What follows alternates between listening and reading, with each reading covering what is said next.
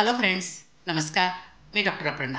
Healthy life या YouTube चॅनलवर आपणा सर्वांचं खूप खूप स्वागत. आजच्या भागामध्ये आपण बघणार आहोत व्हॅलेंटाईन डेच्या निमित्तानं कपल योगा हा पती पत्नीमध्ये दुरावा होऊ नये म्हणून कसं मदत करतो आपल्याला. सध्याच्या घडीला प्रत्येकजण आपल्या कामात व्यस्त दिसतो. कामातून वेळ काढणं खूप मुश्किल असतं. व्यस्त दिनक्रमामुळे अनेक समस्यांचा सामना करावा लागू शकतो. त्यातील एक गोष्ट म्हणजे कपल्समधील दुरावा. वैवाहिक आयुष्यामध्ये एकमेकांना वेळ हा दिलाच पाहिजे. जर ही गोष्ट होत नसेल तर नात्यामध्ये दुरावा निर्माण होण्याची शक्यता असते. आता यावर मार्ग कसा काढायचा हा प्रश्न अनेक जणांना पडतो. याचं उत्तर तुम्हाला योगासनांमध्ये मिळेल.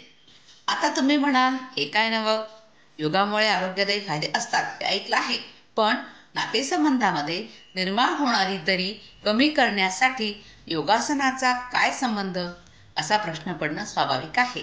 पण त्याचं तर्कशुद्ध उत्तर आपण या व्हिडिओच्या माध्यमातून जाणून घेणार आहोत.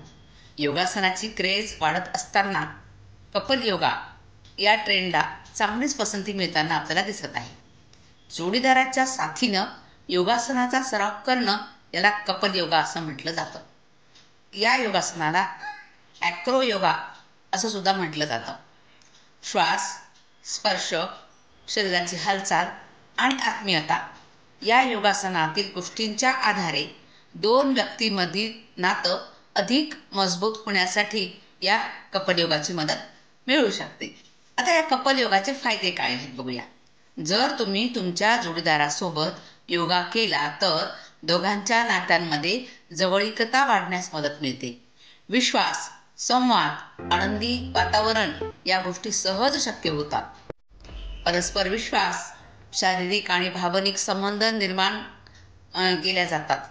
विश्वास आणि संवाद वाढतो.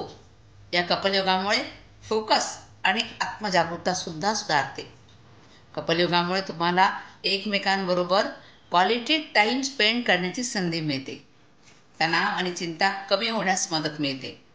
सकारात्मक आठवणी आणि अनुभव, लैंगिक जीवन अधिक आनंददायी होतं आणि नातेसंबंधामध्ये समाधान वाढतं. हे फायदे आहेत कपल्स योगाचे. आता कपल योगामध्ये कोणती कोणती आसनं करता येतील ती आता आसनं आपण बघूया.